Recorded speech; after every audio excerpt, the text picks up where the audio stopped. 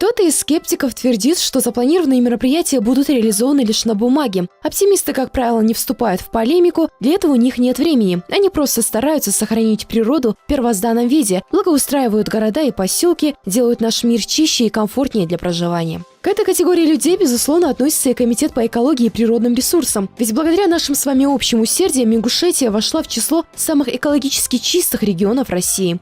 Министерством природных ресурсов и экологии Российской Федерации подведены итоги ежегодного рейтинга экологического состояния регионов России.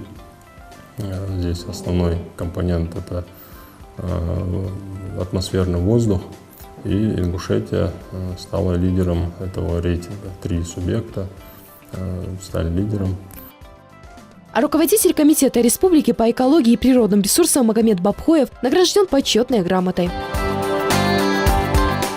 Комитет осуществляет научно-практическую деятельность по решению широкого спектра экологических проблем, использует различные формы и методы работы на местах по привлечению населения к непосредственному участию, преодолению вредных воздействий на природу, хозяйственной деятельности человека. Работа в рамках этих программ обеспечивает решение многих проблем, связанных с охраной окружающей среды, с учетом местных интересов. В этом году комитет целенаправленно проводил работу по тем проблемным вопросам, которые у нас были. Это загрязнение и атмосферного воздуха, и водных объектов, и территорий, чтобы к концу года экологии у нас был уже конкретный результат. Конкретные цели были достигнуты.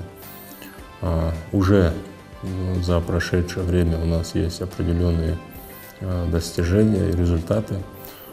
До конца года все те проблемные вопросы и по свалкам, и по загрязнению водных объектов основных, все охватить в этом году не получится. Основные эти задачи мы планируем выполнить и достичь определенных целей. Также комитет основное внимание сосредотачивает на проведении в жизнь мероприятий по охране окружающей среды, воспитанию у широкого круга населения умения жить и развиваться в соответствии с законами природы, сохранению ее для потомков с тем же ресурсным потенциалом, которым человечество владеет сегодня. Еще одним направлением их деятельности является проведение социологических опросов, основная цель которых – выявить отношение населения к проблеме загрязнения окружающей среды. И с подведением итогов опроса делается шаг к непосредственному решению проблем. Комитет активно ведет работу, но впереди их ждут многочисленные мероприятия, конкурсы и акции. Надеемся, что следующий год будет очень насыщенным в экологической сфере и поможет улучшить состояние экологии нашего края, а значит и всей страны.